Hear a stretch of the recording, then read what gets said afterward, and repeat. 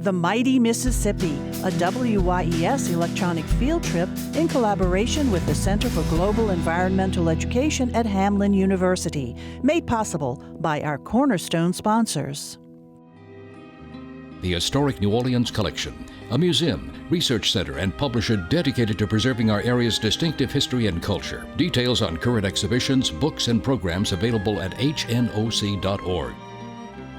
And by the Arlene and Joseph Meraux Charitable Foundation, dedicated to improving the quality of life in St. Bernard Parish and implementing innovative strategies to creating lasting positive change for the entire community.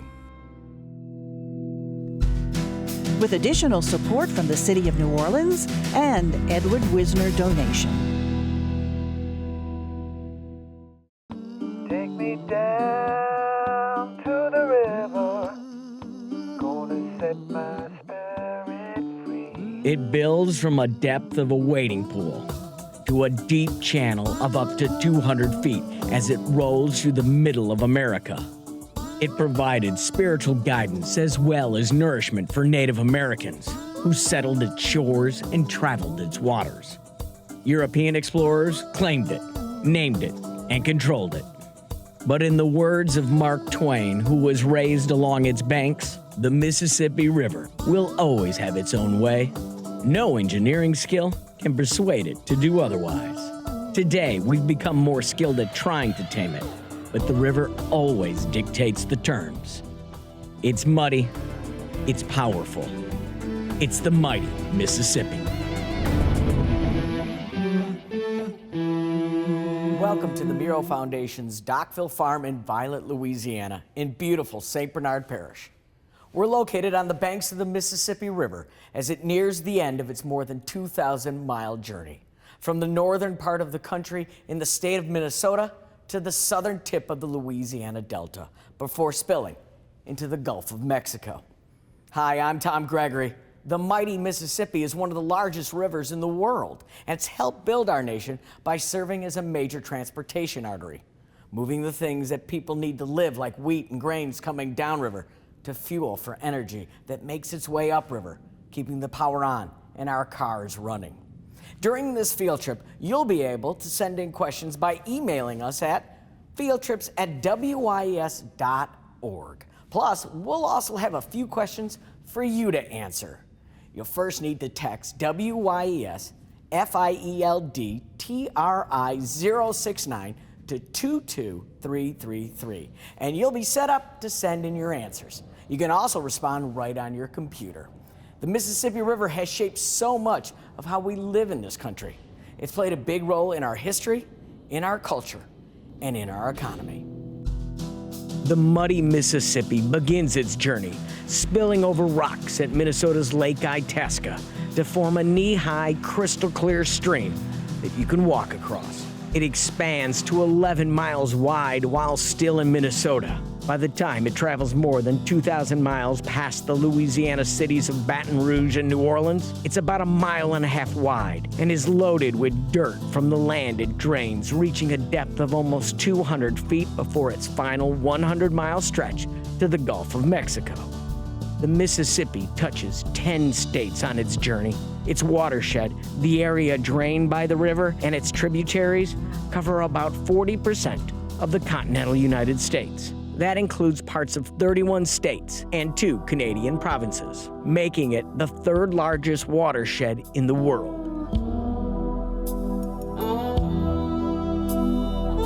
The river was the nurturing force in the lives of Native American tribes, where they created a complex culture and cities populated by as many as 20,000 people. Later, the river became a focus of European explorers, like Spaniard Hernando de Soto, the first European to reach the river in 1541.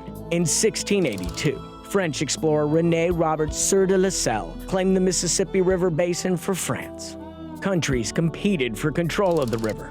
Then, in 1803, France sold a large section of the river's watershed to the United States in the Louisiana Purchase. President Thomas Jefferson recognized how important the river was to expanding the nation, and the river remains a vital natural resource and an essential part of the country's culture and economy. It's also an important refuge for wildlife. It attracts 40% of North America's migrating birds and waterfowl, and 1/4 of all freshwater species make their home in the river. The Mississippi River Delta, formed near the end of its journey, is one of the world's major delta systems. Over many years, the river has changed shape and direction. Annual river flooding deposited the sediment, or dirt and clay carried in the river, and shaped the delta. But the land which forms Louisiana's coast is now threatened due to erosion caused by storms and saltwater intrusion, and subsidence, or sinking, and the disruption of the sediment deposits due to flood protection projects. There's a lot to learn about the river, and our student reporters are going to take you to where it begins all the way down to where it drains into Louisiana's swamps before spilling into the Gulf of Mexico. Ellie and Nora will bring us to the headwaters in Minnesota. Kelsey cruises the river in New Orleans, and James ventures into the swamps to get up close and personal with some alligators.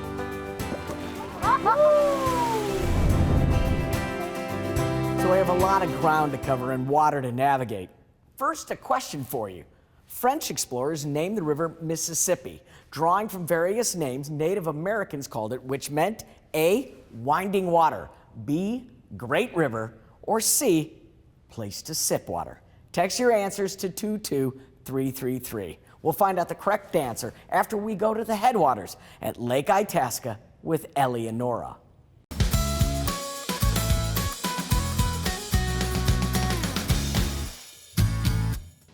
Hi, I'm Ellie. And I'm Nora. We are here in the Twin Cities of Minneapolis and St. Paul, Minnesota. The two cities are literally across the river from each other. And that's, of course, the Mississippi River. It's often called the Mighty Mississippi because it travels from the northern part of the country, here in Minnesota, all the way down to the south through Louisiana and the Gulf of Mexico. The river begins its flow at about 6 cubic feet per second and ends up at about 600,000 cubic feet per second by the time it reaches New Orleans, Louisiana, traveling over 2,300 miles. 1 cubic foot equals about 7.5 gallons. Just think of how many gallons of milk that would be in your refrigerator at home.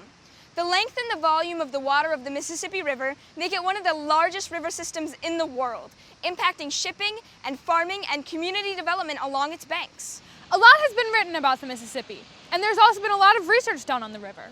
And here in the Twin Cities, there is a place that studies rivers like the Mississippi and celebrates the many ways that they're important to people, society, wildlife, in fact, many of the Earth's essential natural systems. It's called the Center for Global Environmental Education at Hamline University. Let's head over there to see what more we can learn about the mighty Mississippi. One of the many projects at the center is a multimedia program called Waters to the Sea, which helps students explore how the Mississippi and other rivers interact with humans.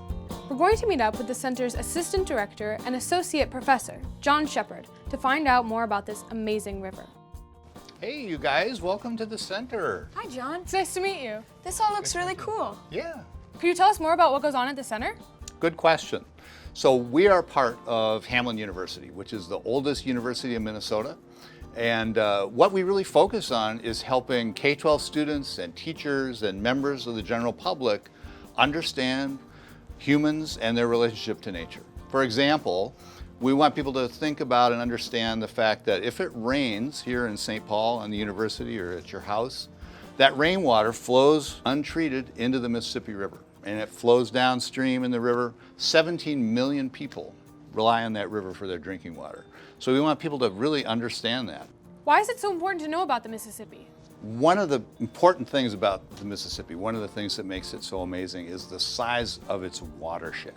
What is a watershed? Good question. So you think about a river usually as this ribbon of water, but in fact, it is much more than that. It is the entire landscape everywhere around it where waters drain into the river. And in the case of the Mississippi, it is huge. So it goes all the way from the Rocky Mountains in the west to the Appalachians in the east. All the rain that falls on that land, the snow that melts in the mountains and stuff, all that flows across the land into tributaries, the Ohio, the Tennessee, the Missouri, into the Mississippi and finds its way to the Gulf of Mexico. It is a huge watershed. So that's one of the things that makes the Mississippi extraordinary. It's also a corridor for wildlife. I think of it kind of as the lifeblood of the planet, but it even goes deeper than that. So do you happen to know how much of your body is made up of water? About 60%, right? That's right. You live in the Twin Cities here. In the Twin Cities, we get our drinking water from the Mississippi River. So 60% of you is the Mississippi River. You are the Mississippi River. I like to think about a raindrop that falls at the place where the river starts. Lake Itasca, that raindrop takes 90 days to find its way to the Gulf of Mexico. You know, Lake Itasca at the headwaters of the river really isn't very far away. Would you guys be interested in checking that out? Yeah. Sure. Road trip!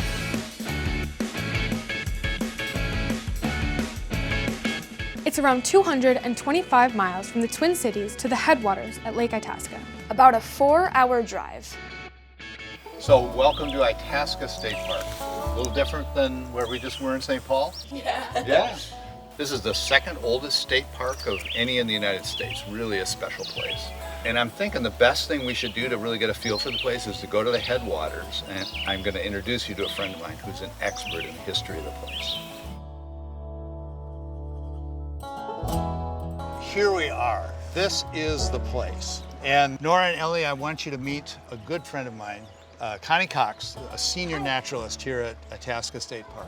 Hi, Connie. Hi, you guys. How you doing? Good, how are you? Great. I'm glad you could be here. So, Connie, how exactly are you able to tell that this is actually where the Mississippi starts? Well, if you look right behind us, it's pretty obvious. Here on the east side of the rocks is Lake Itasca, the north end of the lake itself. The rocks serve as a dividing line, and the water flowing across is the beginning of the Mississippi River. So where these children are swimming and wading, they're in the first few feet of the mighty Mississippi. Wow. And how would you define headwaters? Well, headwaters is the area where all the water in a basin collects, and from there it begins to flow out into a river channel. So what exactly is the history behind deciding that this is the headwaters of the Mississippi? Well, a lot of people had to come here and find the source because after the Revolutionary War, the Mississippi River served as our nation's boundary, but it only was mapped as far as St. Anthony Falls in lower Minnesota. And so a whole array of explorers came. Finally, in 1832, a man named Henry Rowe Schoolcraft was coming to look for the source. He got lucky. On Lake Superior, he met an Ojibwa man named Osawin-Dib. They got into a conversation and Osawin-Dib said, well, that's my hunting area. And so he agreed to lead Henry Rowe Schoolcraft here. And on July 13th, 1832, Henry Rowe Schoolcraft arrived with his Indian guide Osawin-Dib and discovered Lake Itasca as the true source. But after Schoolcraft came, other people wanted to take the claim and the credit. Finally, in about 1888, the Minnesota Historical Society said enough. And they commissioned a man named Jacob Brower to settle the dispute. Jacob Brower came, surveyed the land basin, and said that Schoolcraft was correct in naming this the source. However, after he officially declared it, science caught up with us, and now in the 2000s, people still debate it, and there's even a gentleman who thinks that it starts in South Dakota. However, we go with Jacob Brower's findings and his survey work that he had done. So where exactly does the water come from up here? 60% of the water that feeds both Lake Itasca behind you and the Mississippi River behind me is water that's seeping up through springs in the lake bed and the riverbed. So only 40% is that heavy rainwater or snowmelt that comes in off the surface of the land. Jacob Brower followed up on that by actually surveying the landscape.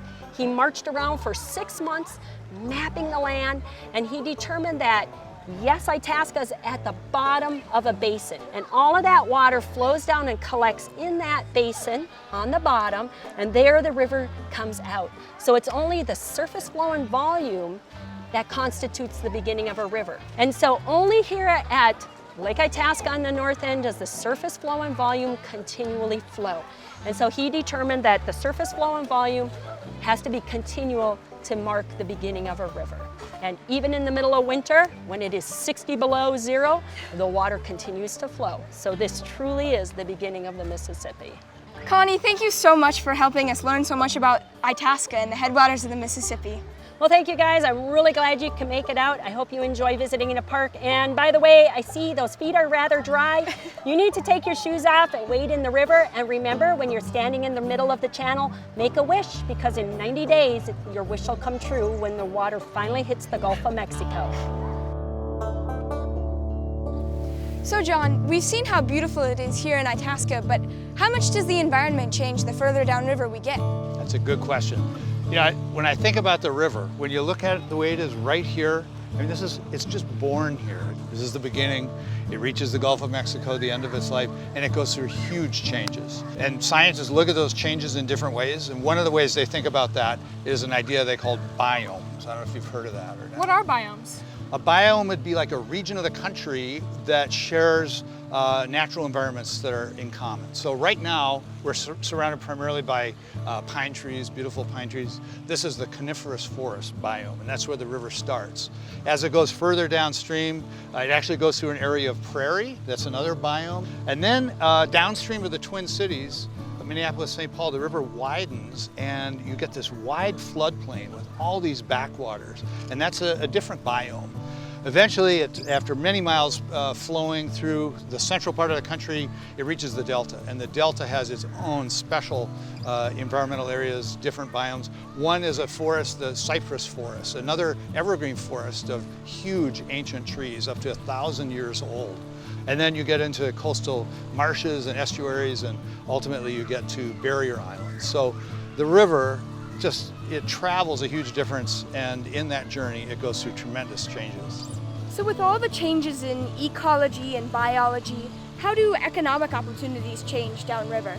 It's a very good question.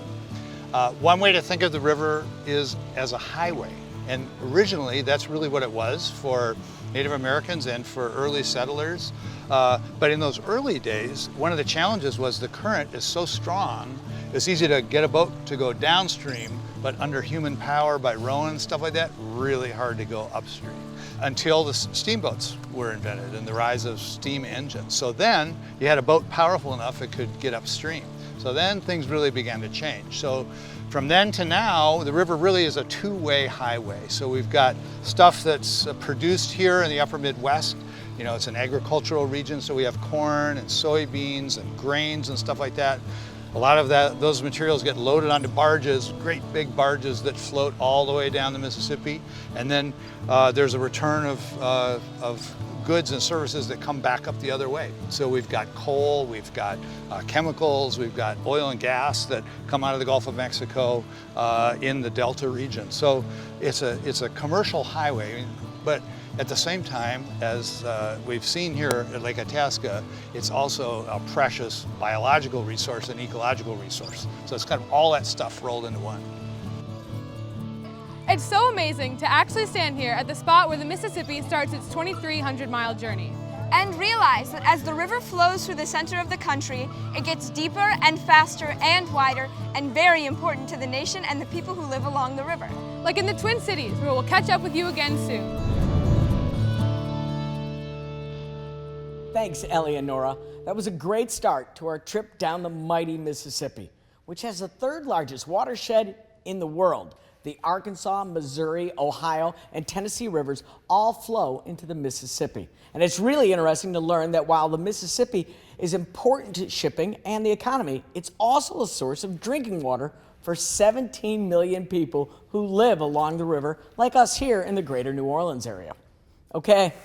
Let's see how you guys did on this first question. Mississippi comes from the names that Native Americans called it, which means Great River. Congratulations to the 88%. And for that 12%, here's another chance for you. We have another question before we join Ellie and Nora in the Twin Cities. Life along the Mississippi River in the 19th century has been featured in two of this country's most admired books, The Adventures of Tom Sawyer and The Adventures of Huckleberry Finn. What is the actual name of the author of those books? Is it A, J.K. Rowling, B, Robert Louis Stevenson, C, Samuel Clemens, or D, C.S. Lewis? Remember, you can text your response to 22333 or just click on the answer on your computer. Now, let's join Ellie and Nora back up north.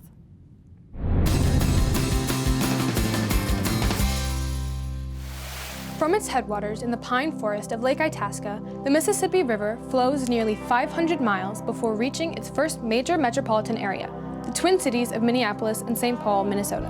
And as it passes through the Twin Cities, the river goes through more changes than any other stretch along its 2,300-mile course. We're here in Minneapolis at St. Anthony Falls, the only large natural waterfall along the entire river. This is so amazing. What part did the river play in the settlement of the Twin Cities? Well, you could really say that the river gave birth to both cities, but in a different way for each one of them.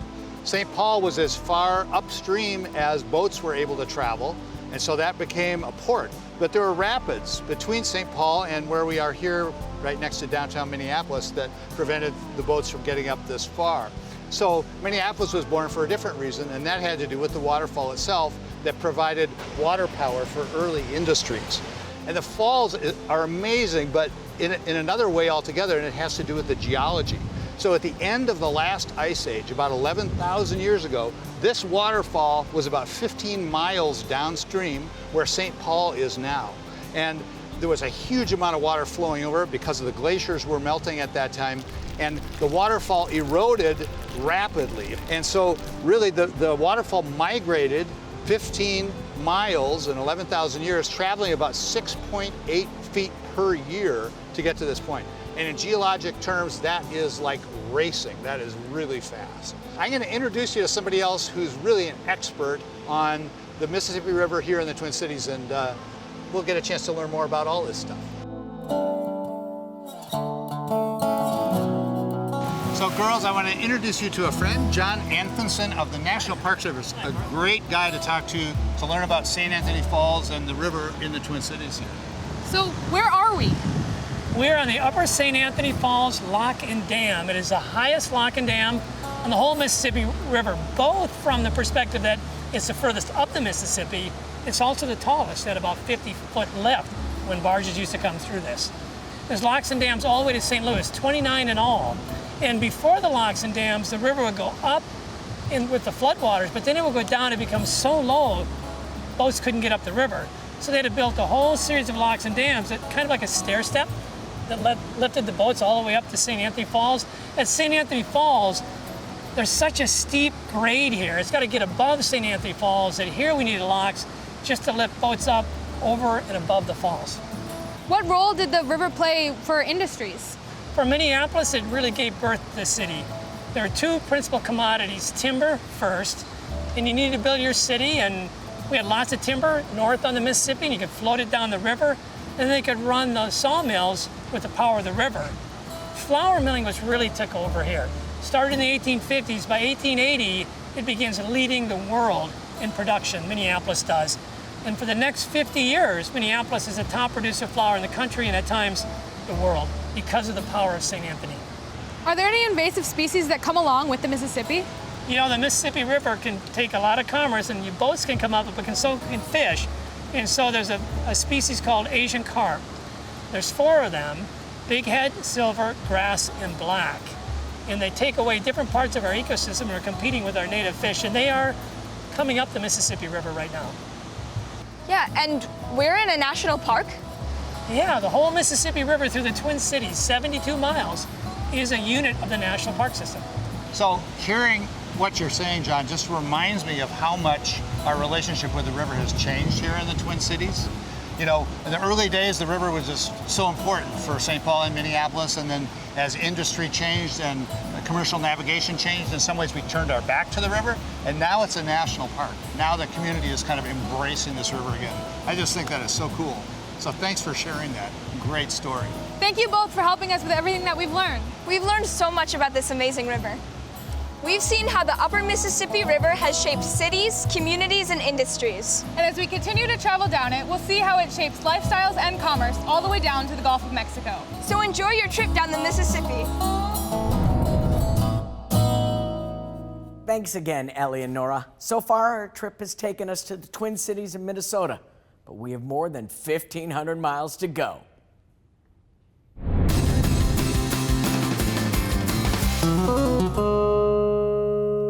As we move down the river, we roll past farming communities in states like Wisconsin, Iowa, and Illinois. The river's watershed brings water from states to the west and east of the river's path. Nutrients and fertilizers for crops are carried into the river and flow all the way down to the Gulf of Mexico, which can cause what we call a dead zone in the Gulf, which is an area depleted of oxygen as a result of the fertilizers in the water. This causes problems for sea life in the Gulf.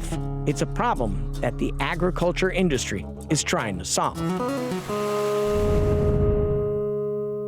Joining me now is Jonathan Foret, Director of the South Louisiana Wetlands Discovery Center. Jonathan, welcome. And could you tell me a little bit more about what's going on at the center? Absolutely. So the Wetlands Discovery Center is a nonprofit organization located in Houma, Louisiana, and we work to educate students on how dynamic this system is, and in particular how all the land that you see around us was created by the Mississippi River. Wait, the Mississippi River has created all of this? All of this, all the land that's underneath us right now. That's right, because as the sediment comes down the river, it all gets deposited in these areas. And so all of this is alluvial soil that we're standing on right now. What kind of soil? Alluvial. So alluvial means that it's just been deposited by the river. And how does this get deposited from the river? Sure, so it all starts up north. And so when the snow melts or when it rains, all of the sediments go into the river and then come down the Mississippi. And I mean, the challenge for us now is that we don't get as much sediment as we used to because there's a lot of systems of locks and dams that keep the sediment from getting to us. And then what we have down here are levees. And so the levees prevent the river from flooding and depositing those sediments. And so the sediment pretty much just goes out into the Gulf of Mexico, which is a pretty big challenge for us. So what we have done is design ways of making the Mississippi better for commerce, but in some ways it's actually made it harder for us down here in Louisiana. That's correct, that's correct. Another thing that comes down the mighty Mississippi is things that are causing a dead zone. That's right. And so these are the nutrients that are coming from the runoff up north from the fertilizers that are put on the crops there. And so again, when it rains, the snows melt, all of that goes into the Mississippi River and then comes down here. And then when it does get out into the Gulf, it results in a depletion of oxygen, right? And so there are no things that can live in that dead zone. And so all of the fish and the shrimp and whatnot sort of have to figure out a different place to go. That's also a challenge for us. We've actually got a question about the dead zone from one of our viewers. Is the dead zone spreading? If so, what's being done to stop it? So each year we have a different size of a dead zone. And so largely it's about how much fertilizer that's being used up north and how much snow melt is taking place and how much rain is taking place there. Because when there's a lot more rain and a lot more fertilizer, all of that comes down the Mississippi and creates a larger dead zone. So a way that we can prevent that from happening is if the folks up north growing the crops, there's something called cover crops. And so they'll put those crops on the land that are growing all the time so that there's not as much runoff of those nutrients and sediment into the river. So that helps us out to create a smaller dead zone each year. The more we learn, the better it is. That's it. That's Time right. to learn some more. We have another question from one of our viewers. Are there any endangered species living in the river? And that's from Lily. Yeah, and there actually are endangered species. One of the things that we have a challenge with are invasive species. And I'll actually introduce you to another invasive species later on in the program. But the one that we have in the river that is most commonly known is the Asian carp. And these fish are outperforming the native species. They'll get more of the food, or they'll even turn the native species into food. And so that makes it a little bit more challenging for them to exist in those areas. So invasive species making some species endangered. That's correct. That's All correct. right, let's find out how you guys did on your question. The author of Huck Finn and Tom Sawyer is Mark Twain, whose actual name was Samuel Clemens. Congratulations to the 60% that got that right. The mighty Mississippi has inspired authors like Mark Twain to write about the way of life along the river's path.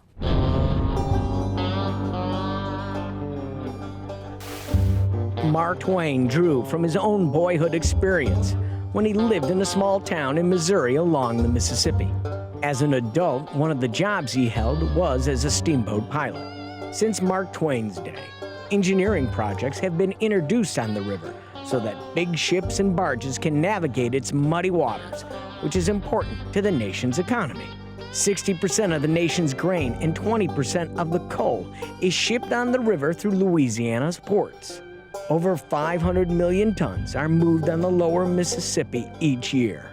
Steamboats powered by steam engines made it possible to travel upriver and expanded navigation and the movement of cargo on the mighty Mississippi.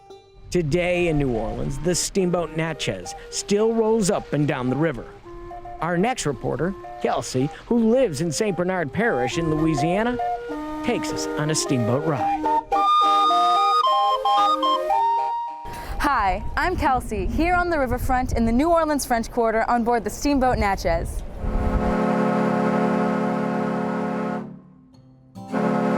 Ready to steer the Natchez along the mighty Mississippi is Captain Steve Nicholin. So Captain, tell us about the steamboat Natchez. The steamboat Natchez was built in 1975. It's built just like the boats were built in the early 1800s.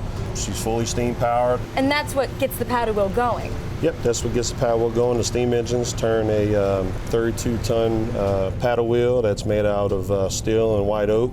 As a lot of people know, there's only 2 still left in the United States that's still running the inland rivers. How did steamboat travel change how the river was used? It was actually to help a lot of the farmers. So a lot of these steamboats, with the way they were designed, they were real shallow draft and flat bottom. They can get into a lot of these small river towns and they would pick up a lot of cargo and they can get it to the destination a lot faster. So that right there kind of opened up the trade market and also opened up the Midwest. The steamboat era changed a lot of things for America.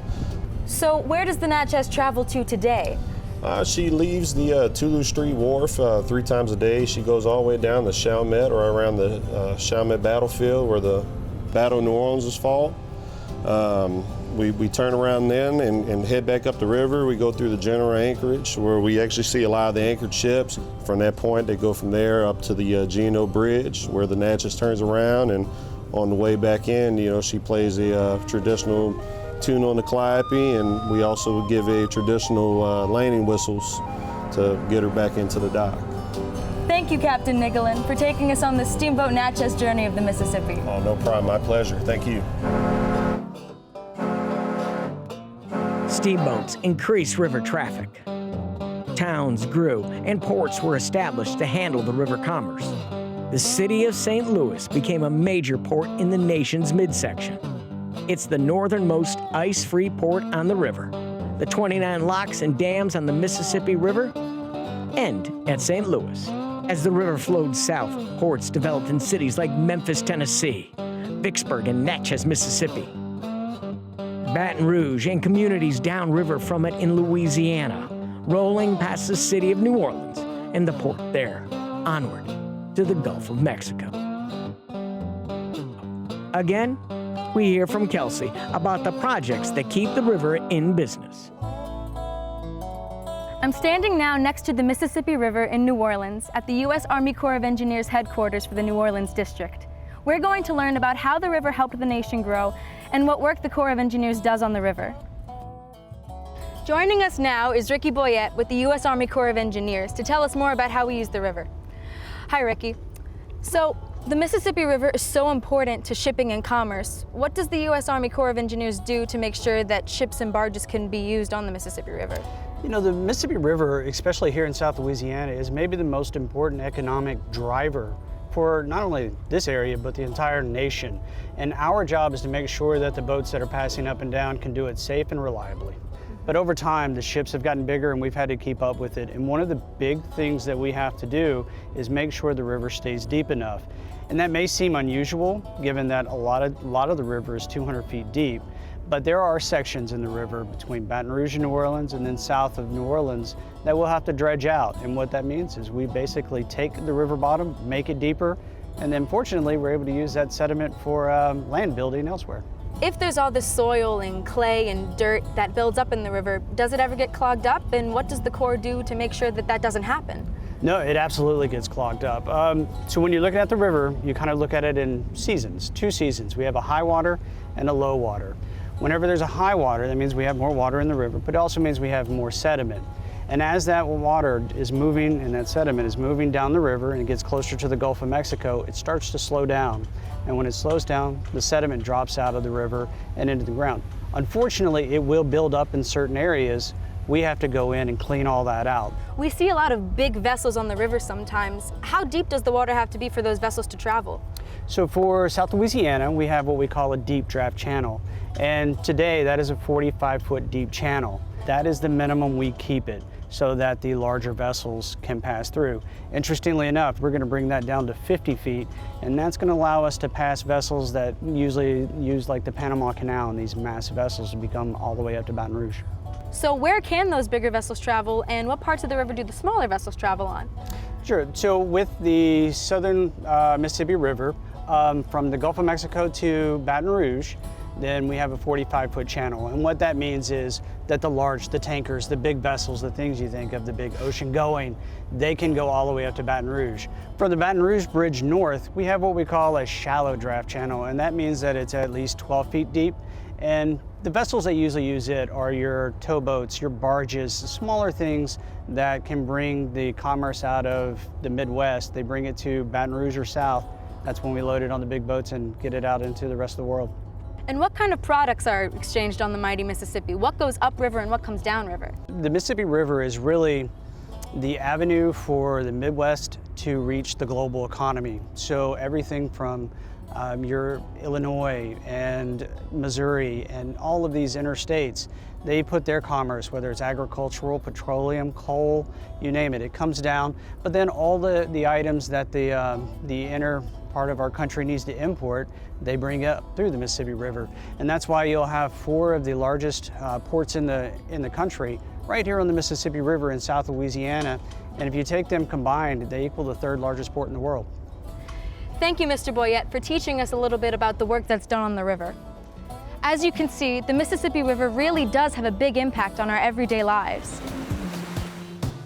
The U.S. Army Corps of Engineers is involved in flood control projects, like the one between New Orleans and Baton Rouge, called the Bonnie Carey Spillway. When the river gets too high, the spillway is open to send some of the high water into Lake Pontchartrain, which is what happened in the spring of 2018.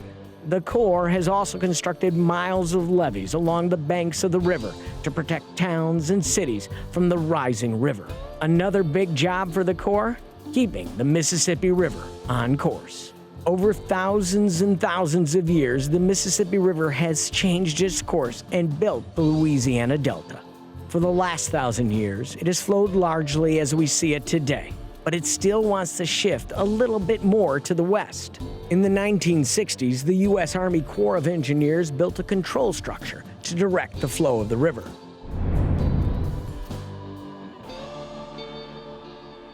It's not easy to control the mighty Mississippi. Over many years, it built a delta by leaving behind sediment deposits when it overflowed its banks. But flood protection projects like levees have interfered with the process, causing serious land loss. Louisiana now has a coastal master plan to combat the loss and carry out land building projects. Here in Louisiana at the LSU Center for River Studies in Baton Rouge, scientists have developed a model of the river to better understand how to plan projects that can capture and use that sediment to rebuild the Louisiana coast. So over the past 80 years, Louisiana has lost over 2,000 square miles of land.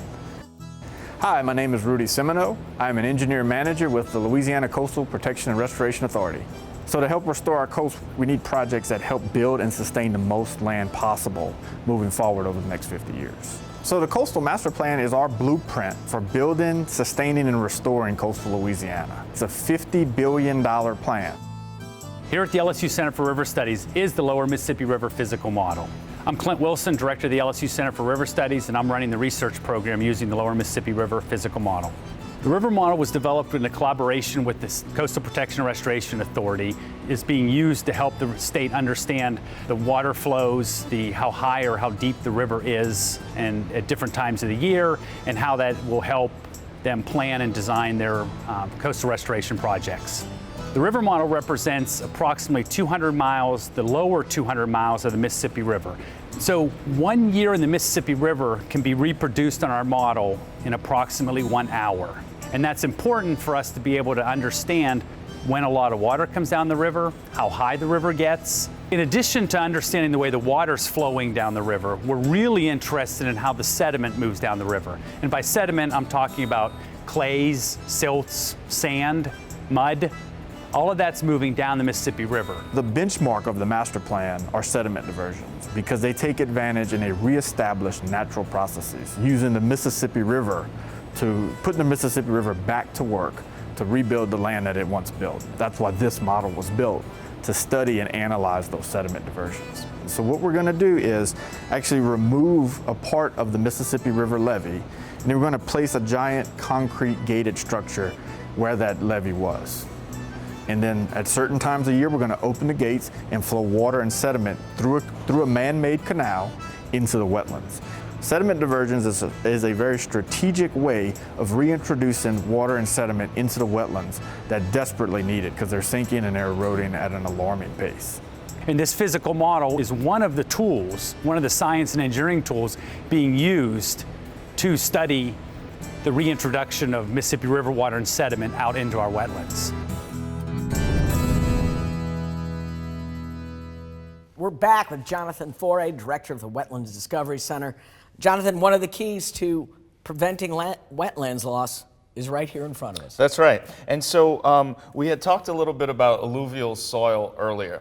And so alluvial soil is it's a little bit fluffier, if you can imagine, because it's all light and it's being deposited. And that's what the soil is all around here. Now, one way that we can restore some of this marshland is if we dredge the Mississippi River and get that sediment and then put it in places where we need it, just like we were mentioning earlier about the sediment diversions. Now, once that land is in place, we have to make sure it stays there. And this is one way that we do that. So these are marsh grasses and trees that we plant in order to hold the dirt in place. People can plant it. These That's are right. natural for Louisiana. Yeah, but so these are we native. can get out there and plant them. Yeah, they're native species. But we have a lot of our students who volunteer with us to actually plant these plants on the newly created land.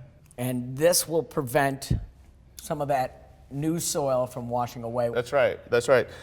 It's sort of the roots sort of act like hands to hold the dirt in place, and so that's what's so important about having these around. So this grass is part of the answer to the land loss problem. That's right. That's right. All right, let's get some more answers from you. We have some questions from some viewers right now.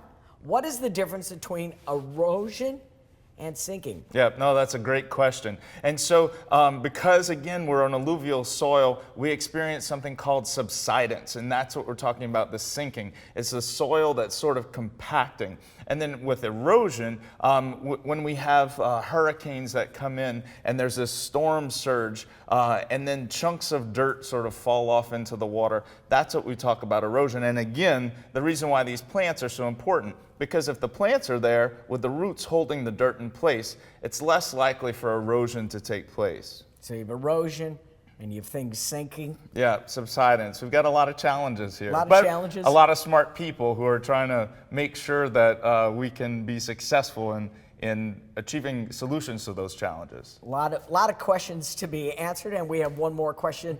How old is the Mississippi River? And that's from Molly in New Orleans. Another great question, yeah. So the Mississippi River, as far as we can date back, is probably about in the Ice Age. So that's about 10,000 years old. So the Mississippi River has been at work for an awful long time, which is why we have such a beautiful delta that we have here.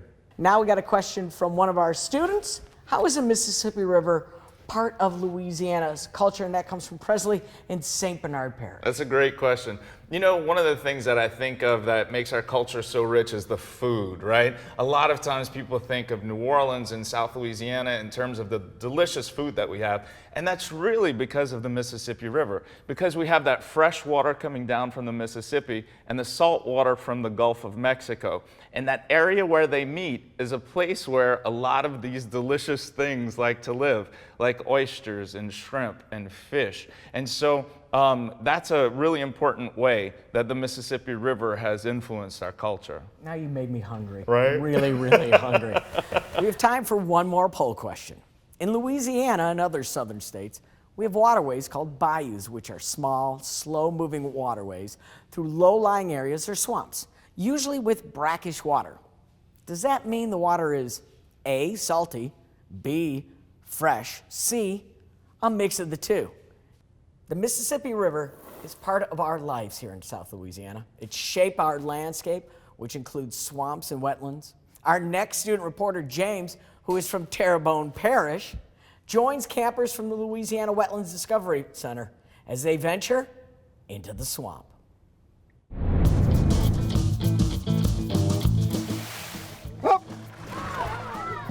Captain Billy Gaston with a Cajun Man Swamp Tour welcomed James and the campers for a trip along Bayou Black into the cypress tree-lined swamp. The C'est le bon temps roulé in Cajun French means let the good times roll, huh? Hey! A swamp is a kind of wetland with trees and fresh water and different plants and animals. There are also marshes in South Louisiana. A marsh is like a prairie with different types of grass, but it also has water. Here in Louisiana, marshes are also called coastal wetlands. Let's catch up with James and the swamp campers as they begin the tour. Hi, I'm James, and I'm here in Gibson, Louisiana in Terrebonne Parish about to tour the swamps. We're here with the swamp campers from the South Louisiana Wetlands Discovery Center. Let's go see what we'll find. Maybe an alligator or two? Come charge, over here. The swamps, marshes, and wetlands of South Louisiana are important not only to this region, but to the entire nation.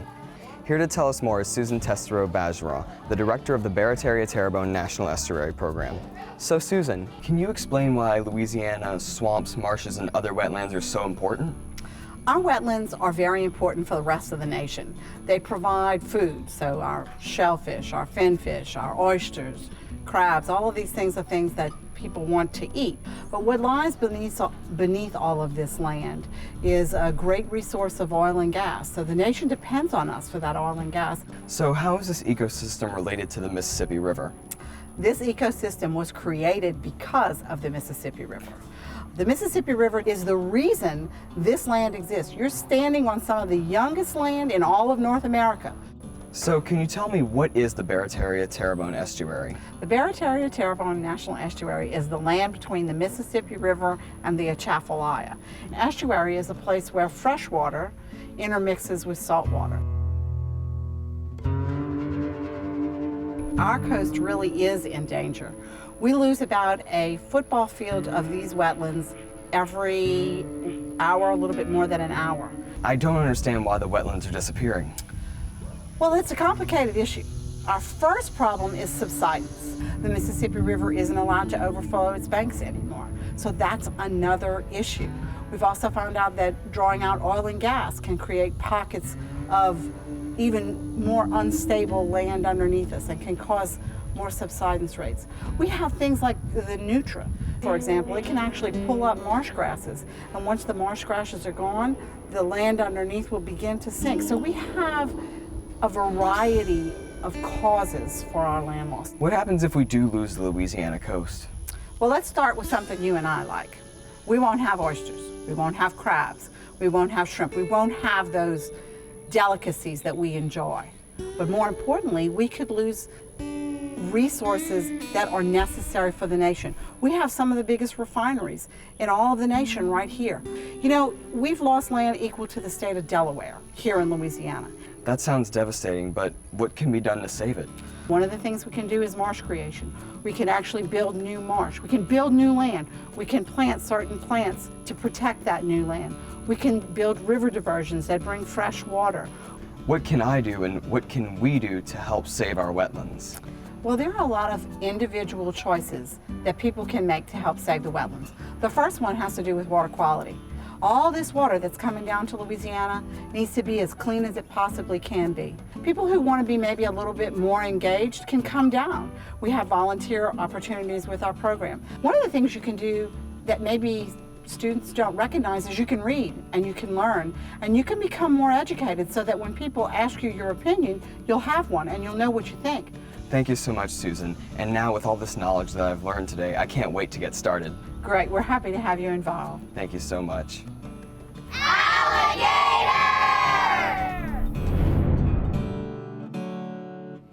This part of South Louisiana is fascinating but fragile. It's depended on the Mississippi River for thousands of years and still does. It may also depend on the unkindness of strangers like the one that Jonathan's got in his hands right now. Who is this little invasive species? So this guy, his name is Beignet, and you're right, he's an invasive species, so he's pretty terrible for our environment because he eats so much of that marsh grass that we were talking about earlier that we need. Not this guy, he just eats carrots. Just carrots, he's not a meat eater, right? Right, so that's correct, yeah, so you can pet him. He's gonna be Hello, my friend. Yeah, He's so soft. Yeah. So these guys are invasive. They actually come from South America, and they were brought over for the fur trade.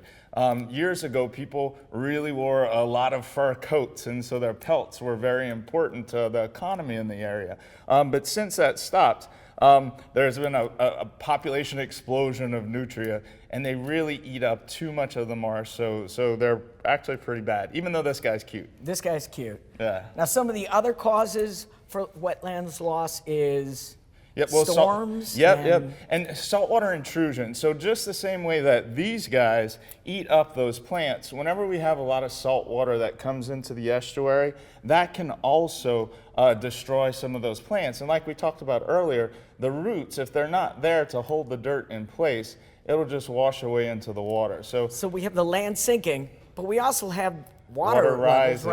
How does that affect? Yeah, so our lands the land is subsiding, so it's sinking, and sea levels are rising. And so we experience what's called relative sea level rise.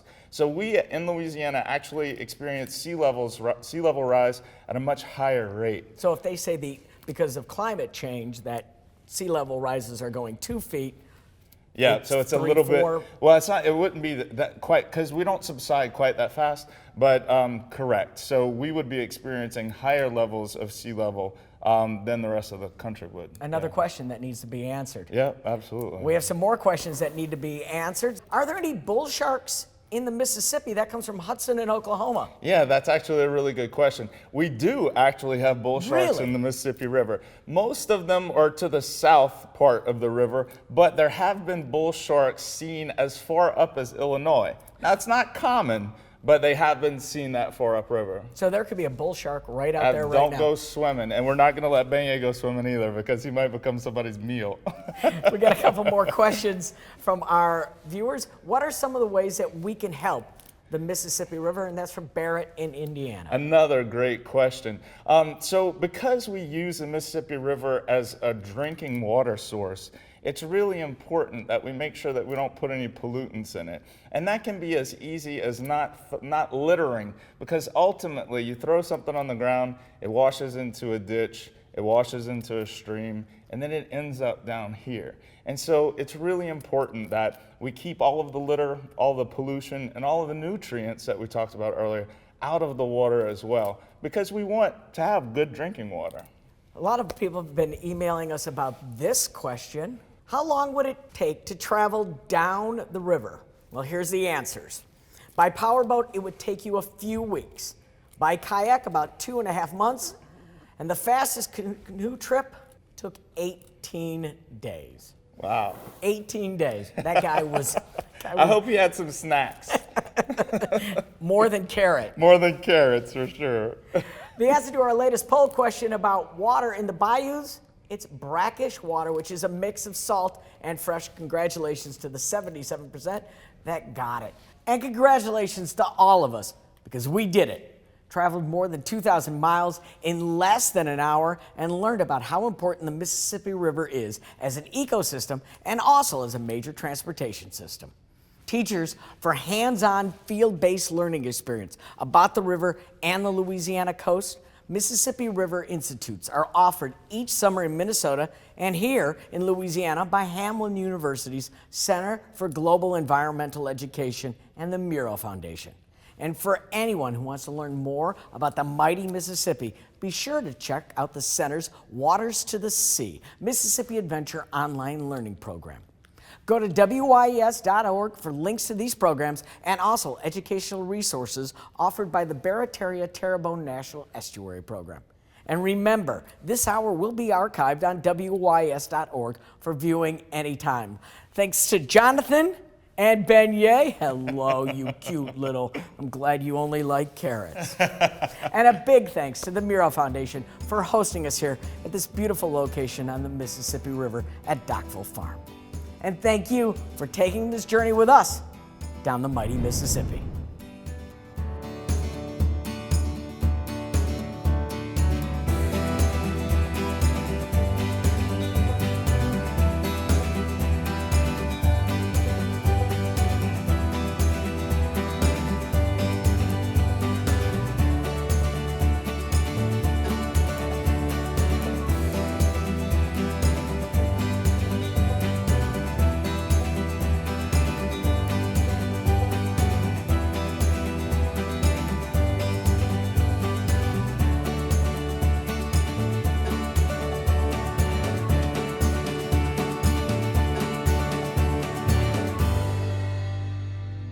The Mighty Mississippi, a WYES electronic field trip in collaboration with the Center for Global Environmental Education at Hamline University, made possible by our cornerstone sponsors.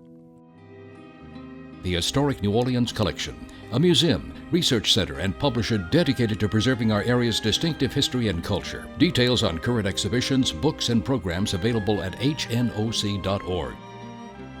And by the Arlene and Joseph Meraux Charitable Foundation, dedicated to improving the quality of life in St. Bernard Parish and implementing innovative strategies to creating lasting positive change for the entire community. With additional support from the City of New Orleans and Edward Wisner donation.